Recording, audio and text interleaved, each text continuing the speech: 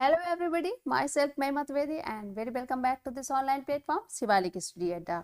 आज के सेशन में बात करेंगे ज्योग्राफी की एक महत्वपूर्ण unit evolution of geographical thought, भौगोलिक चिंतन के इतिहास के बारे में, और जिसमें एक महत्वपूर्ण टॉपिक है रेनेसेंस पीरियड, पुनर्जागरण काल, age of exploration and discoveries, जिसे यूरोप में पुनर्जागरण काल के नाम से आता है और इसे अन्वेषणों एवं खोज के नाम से भी जानते हैं।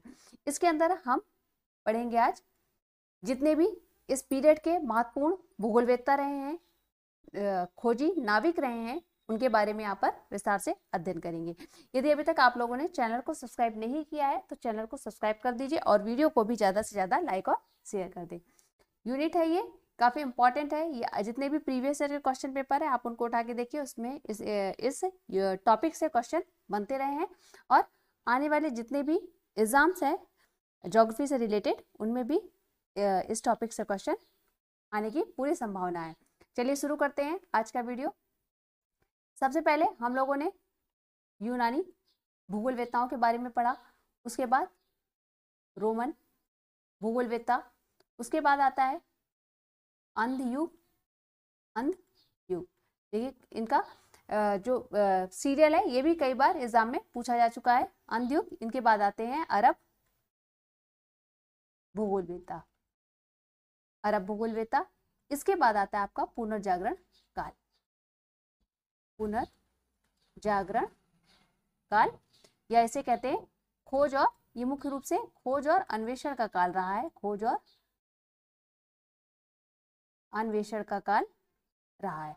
अब यहां से हम समझते हैं अंधयुग जो आया था उसका जो समय था वो 3 से लेकर 12वीं शताब्दी तक का समय माना जाता है। 3 से लेकर 12वीं शताब्दी तक का समय माना जाता है और अंधयुग संपूर्ण विश्व में नहीं व्याप्त था, केवल यूरोप में व्याप्त था, क्योंकि उस समय यूरोप में ईसाई धर्म का तेजी से प्रचार और प्रसार प्रारंभ हो गया था। लोग अंधविश्वास और धर्मांधता, लोगों पर ईसाई धर्म का अंधविश्वास और धर्मांधता इस तरह से व्याप्त था लोगों के मन में कि उस समय की जो भी नवीन भौगोलिक खोज विचार संकल्पनाएं जो भी थी वो क्या हो गई, लगभग समाप्त हो गई थी। उस समय धर्म को ही सर्वोपरि माना जाता था, धर्म को ही सर्वोपरि सबसे ऊपर रखा गया था। इसके बाद आते हैं अरब भूगोलवेत्ता। ठीक है, अरब भूगोलवेत्ताओं के बाद ही पुनर्जागरण काल का जो समय आता है वो अरब भूगोलवेत्ताओं का जो रहा है वो 8 से लेकर 13वीं शताब्दी तक का समय माना जाता है। 8 से लेकर 13वीं शताब्दी। पुनर्जागरण काल का 13वीं शताब्दी के बाद मुख्य रूप से यूरोप में परिस्थितियां जो होती हैं वो परिवर्तन होती हैं। वहां की परिस्थितियों में परिवर्तन देखने को मिलता है। कब? 13वीं शताब्दी के बाद। 13वीं शताब्दी के बाद यूरोप में परिस्थितियों में परिवर्तन। क्या परिवर्तन हुआ था? परिवर्तन यही था कि वहां पे जो ये फैला हुआ अंधविश्वास एवं धर्मांधता था, गलत मान्यताएं जो थी वो लगभग क्या हुई, समाप्त होने लगी। गलत मान्यताएं समाप्त होने लगी। इतना तक समझ में आ गया। अब आगे देखते हैं। यूरोप में जब गलत मान्यताएं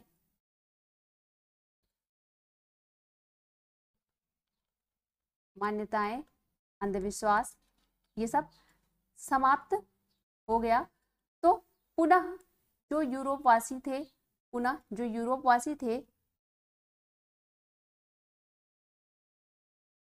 थे वो नवीन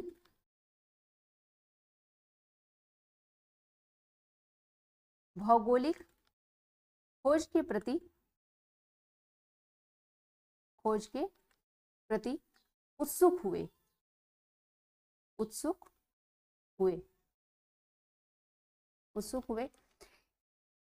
इनमें सबसे प्रमुख जो इनके जो प्रेरक के रूप में काम किया था, यूरोप वासियों के जो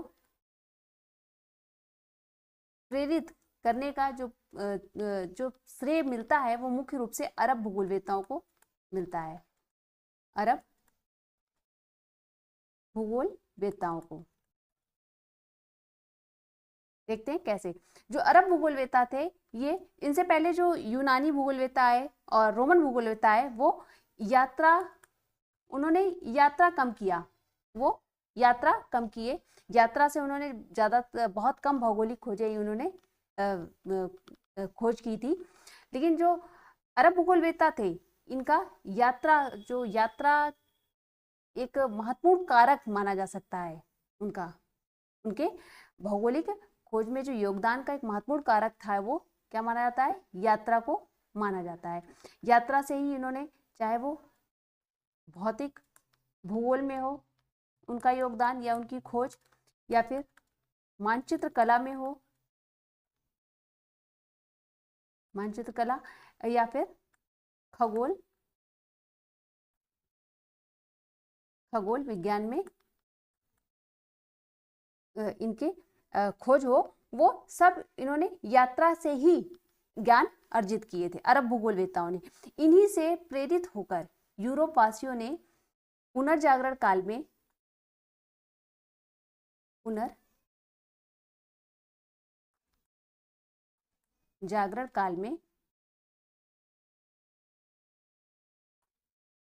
नवीन खोज यात्राओं के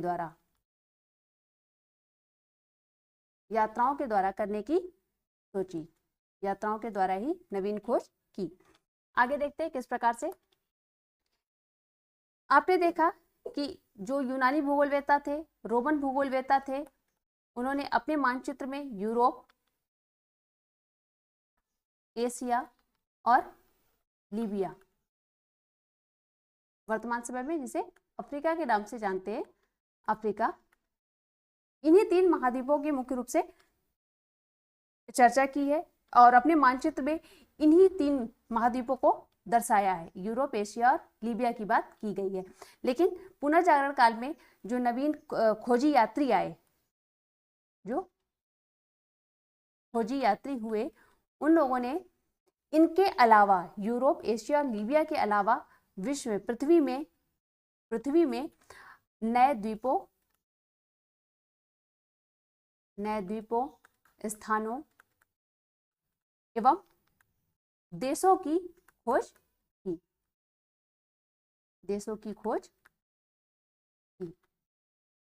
यहाँ पर हम लोग सीरियल वाइज देखते चलेंगे। आप एक एक कौन कौन से महत्वपूर्ण नाविक हुए और उन्होंने किस स्थान की खोज की। सबसे पहले बात करते हैं मार्को पोलो।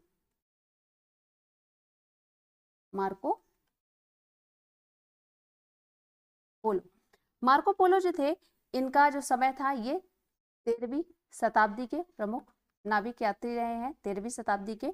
और इनका जो जन्म स्थान है वो इटली के वेनिस शहर में हुआ। इनका जन्म इटली के वेनिस शहर में हुआ। इन्होंने पश्चिम एशिया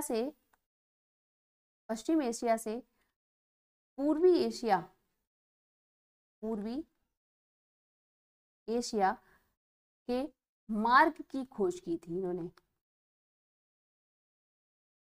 मार्ग की खोज की। ये पश्चिम एशिया से होते हुए, इन्होंने जब शुरुआत की, पश्चिमी एशिया से होते हुए ये मुख्य रूप से चीन नहीं, मध्य एशिया, फिर चीन पहुंचे। चीन के बाद इन्होंने वियतनाम, श्रीलंका, भारत, अफगानिस्तान,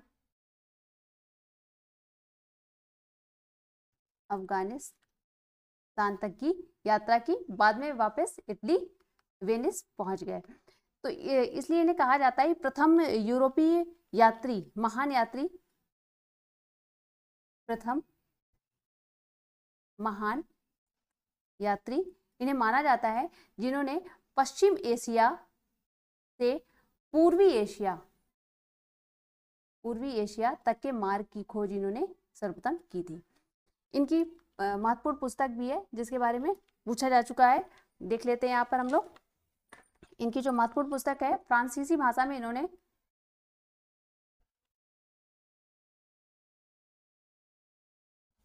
फ्रांसीसी भाषा में लिखी थी। इनकी पुस्तक है विविध उद्यमों की पुस्तक, ये ऐसे कहते हैं book of various enterprises,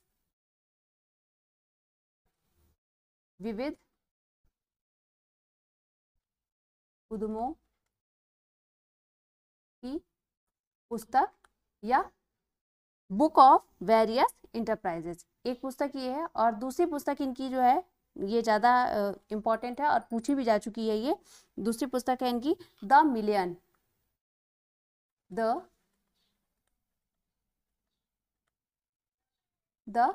million. ये भी फ्रांसीसी भाषा में थी, लेकिन बाद में इसका अंग्रेजी भाषा में अनुवाद कर दिया जाता है और इसको ट्रेवल्स ऑफ मार्को पोलो के नाम से प्रकाशित हुई। अंग्रेजी अनुवाद करके ट्रेवल्स ऑफ मार्को पोलो के नाम से ये प्रकाशित होती है ये पुस्तक। अगले देखते हैं, दूसरे जो है क्रिस्टोफर कोलंबस।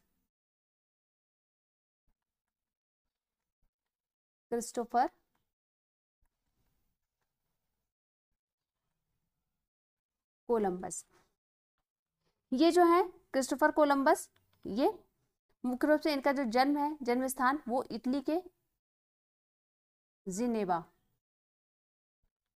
इनका जन्म स्थान है इटली के जिनेवा में हुआ इनका जन्म।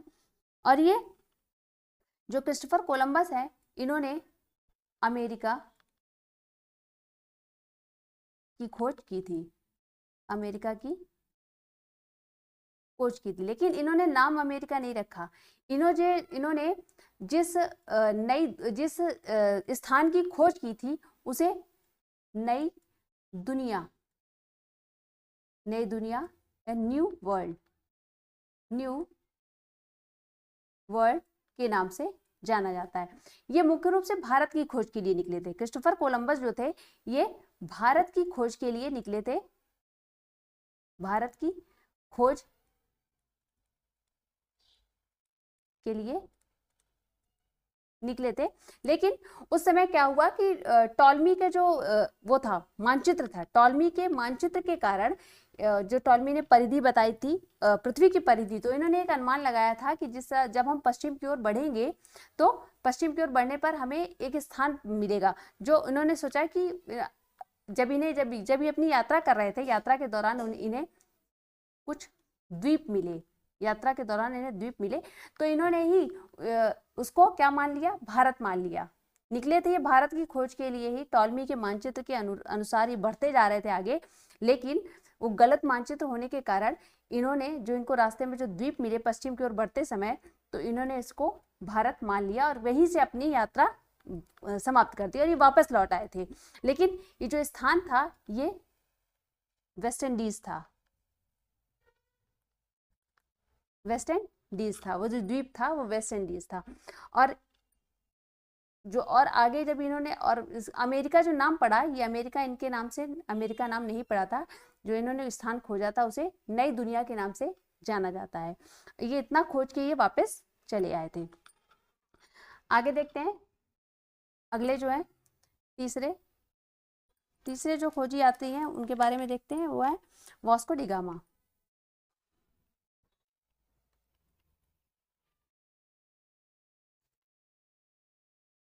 वास्को डी गामा ये पुर्तगाली नाविक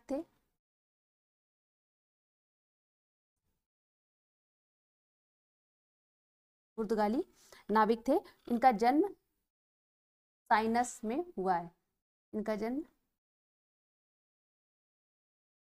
साइनस में हुआ। इन्होंने ये 1498 में पश्चिमी अफ्रीका होते हुए अफ्रीका के दक्षिण छोर उत्तमासा अंतरीप से होते हुए भारत के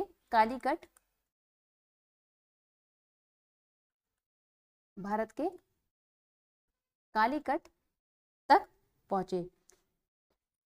और इनकी पुस्तक वगैरह तो नहीं है, के बारे में नहीं मिलता है, बस इनका इतना ही इम्पोर्टेंट है कि ये 1498 में भारत के कालीकट पहुंचे और उत्तमासा अंतरीप होते हुए चक्कर लगाते हुए अफ्रीका का। अब अगले देखते हैं। अगले जो है वो है फर्डिनेंड मैगलन। फर्डिनेंड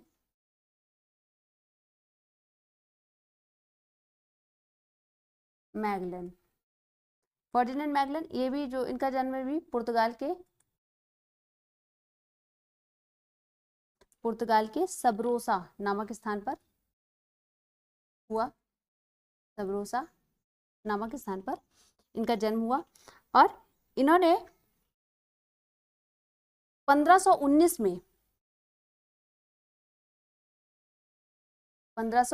इन्होंने अपनी यात्रा की शुरुआत की थी और फिर ये अटलांटिक महासागर से होते हुए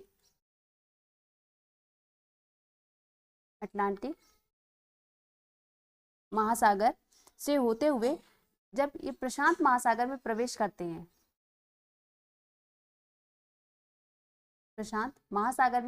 करते हैं, बीच में जो जलसंधि पड़ती है, मैगलन जलसंधि, की जलसंधि जो है इन्हीं के नाम पर, फर्डिनेंड मैगलन के नाम पर ही इस जलसंधि का नाम मैगलन जलसंधि पड़ा। और ये इन्होंने यात्रा के दौरान पर ये मुख्य रूप से ये भी मसालों के लिए भारत पहुंचना चाहते थे। मसालों के द्वीप कहा जाता था उस समय। मसालों के लिए भारत पहुंचना चाहते थे लेकिन भारत तक नहीं पहुंच पाए। ये एक द्वीप पहुंचते हैं जिसका नाम है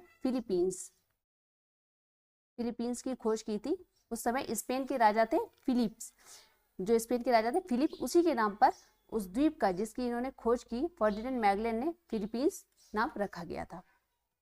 ये अंततः भारत तक नहीं पहुंच पाए थे, बीच में ही इनकी मृत्यु हो जाती है। अगले देखते हैं। अन्य जो है उनमें अमेरिगो वेस्पुक्की। अमेरिगो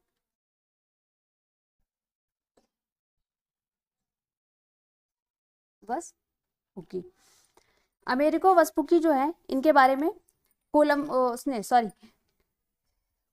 ने, यहाँ क्रिस्टोफर कोलंबस ने जो नई दुनिया खोजी थी, न्यू वर्ल्ड जो क्रिस्टोफर कोलंबस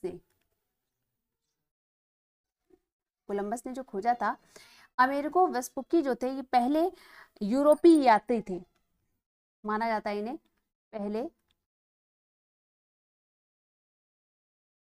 यूरोपीय यात्री थे जिन्होंने उस स्थान पर कदम रखा था, मुख्य भूमि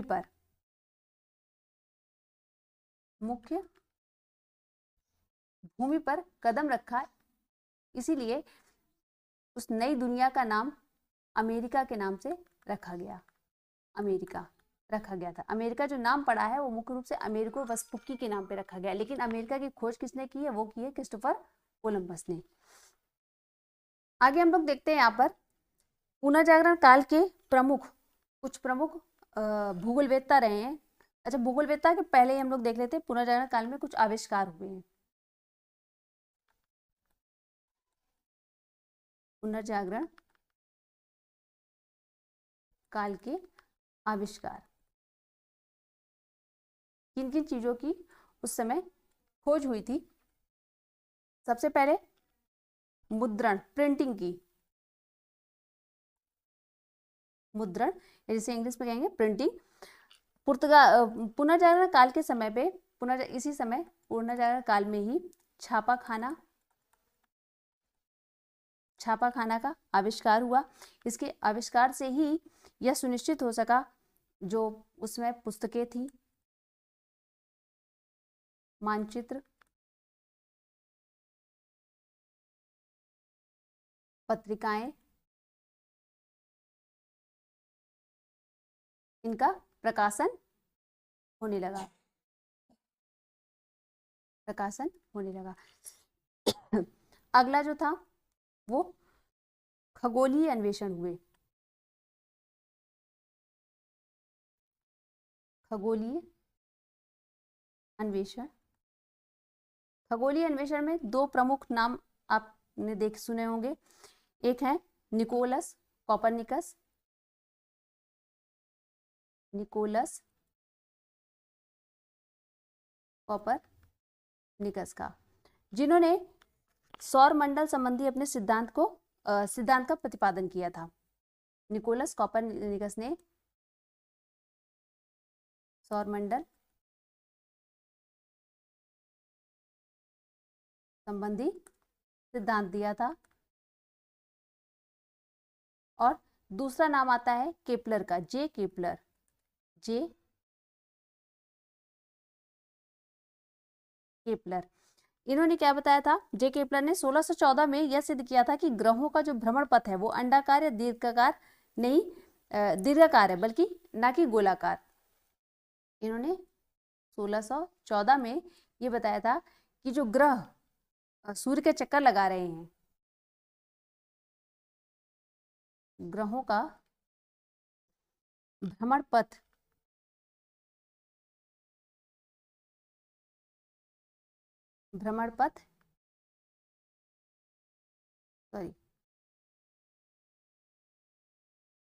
अंडाकार या फिर दीर्घवृत्ताकार है।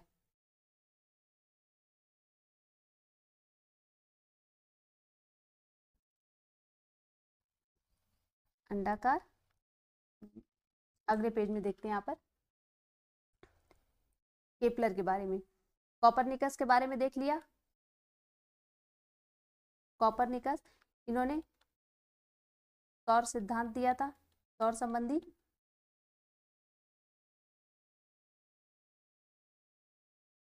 सिद्धांत का प्रतिपादन किया था। और जे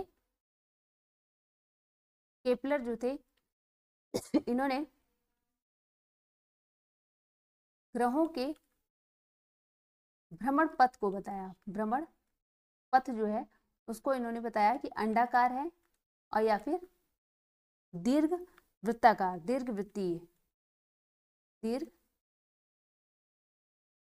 है, ना कि इससे पहले जो चला आ रहा था क्या माना जाता, अंडाकार माना जा रहा था, अरे गोलाकार माना जा रहा था। ग्रहों का जो भ्रमण पथ है वो गोलाकार माना जाता, लेकिन जो केपलर थे इन्होंने बताया कि ग्रहों का भ्रमण पथ जो है वो अंडाकार या फिर दीर्घवृत्ताकार है। इसके बाद आता है सर्वेक्षण विधि की खोज पुनर्जागरण काल में ही हुई मानी जाती है। सर्वेक्षण विधि इसी समय जो प्लेन टेबल सर्वे, हम लोग सर्वे समय जो संपटल, जिसे प्लेन टेबल बोला जाता है, संपटल का आविष्कार हुआ।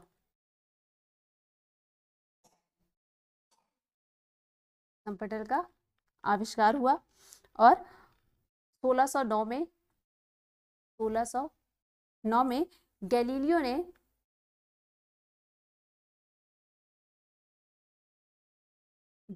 ने टेलीस्कोप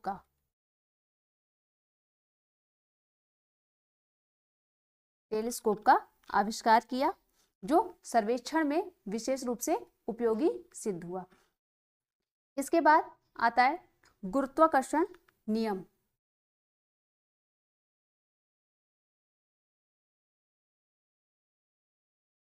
गुरुत्वाकर्षण नियम 1687 में सर आइजैक न्यूटन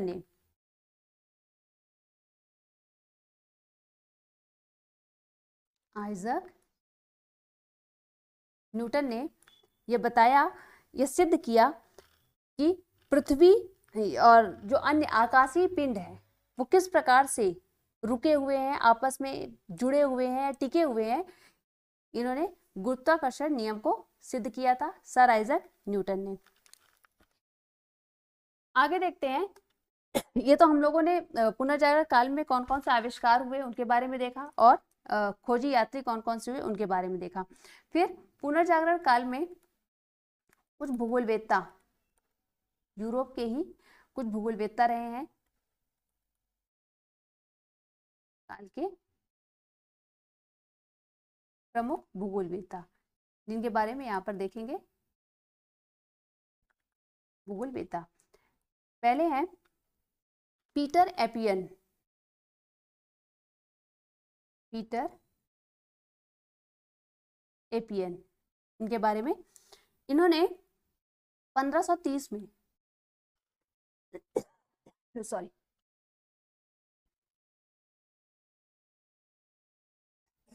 इन्होंने 1530 में मानचित्र, एक मानचित्र बनाया था।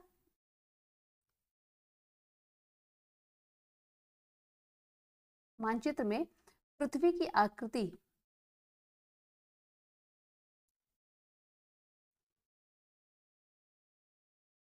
पृथ्वी की आकृति को ये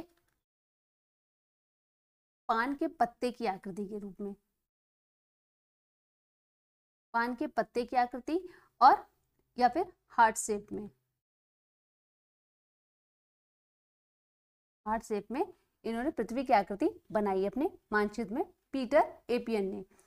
दूसरे जो भूगोलवेत्ता रहे हैं वो हैं गरहार्ड मर्केटर। गरहार्ड मर्केटर, इन्होंने दोनों गोलार्धों की 1538 में उत्तरी और दक्षिणी, 1538 में नॉर्थ हेमिस्फीयर और साउथ हेमिस्फीयर, दोनों गोलार्धों का मानचित्र तैयार किया, मानचित्र बनाया। लेकिन जो इनकी विशेष उपलब्धि रही है वो 1569 में, 1569 में इन्होंने मर्केटर प्रक्षेप, एक प्रक्षेप की रचना की, जो जिसका नाम इन्हीं के नाम पर मर्केटर प्रक्षेप पड़ा। मर्केटर प्रक्षेप, जो मुख्य रूप से शुद्ध दिशा प्रक्षेप जाना जाता है, शुद्ध दिशा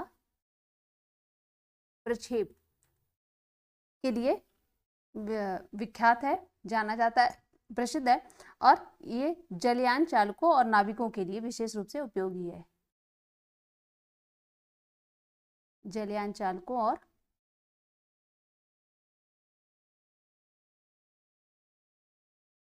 नाविकों के लिए उपयोगी है। आगे देखते हैं अन्य भूगोलवेत्ता, जो तीसरे जो है सेबेस्टियन मुस्टर।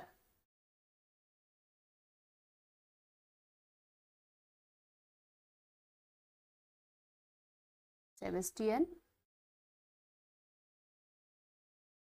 मुस्टर, इनकी पुस्तक है जो महत्वपूर्ण है, इन्होंने 1544 में पुस्तक दी थी विश्व भूगोल, कॉस्मोग्राफी यूनिवर्सल।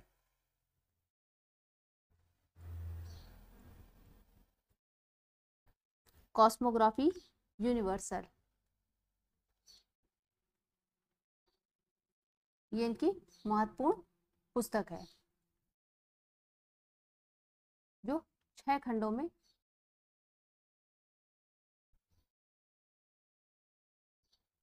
6 खंडों में बटी हुई है। अगले देखते हैं फिलिप क्लूवेरियस, चौथे जो है फिलिप क्लूवेरियस,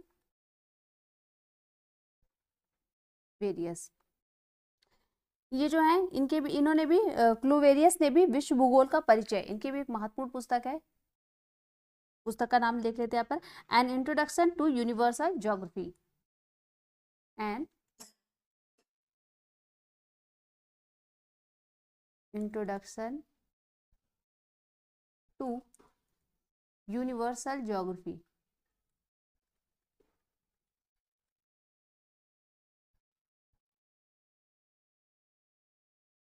ज्योग्राफी, ये फिलिप क्लूवेरियस की पुस्तक है, इन्होंने अपनी पुस्तक का प्रतिपादन किया। पुनर्जागरण काल में इनके अलावा जो हमें यहाँ पर हम लोगों ने पढ़ा फिलिप क्लूवेरियस के बारे में, पीटर एपियन और मर्केटर, सेबस्टियन मूस्टर के बारे में, इनके अलावा पुनर्जागरण काल में ही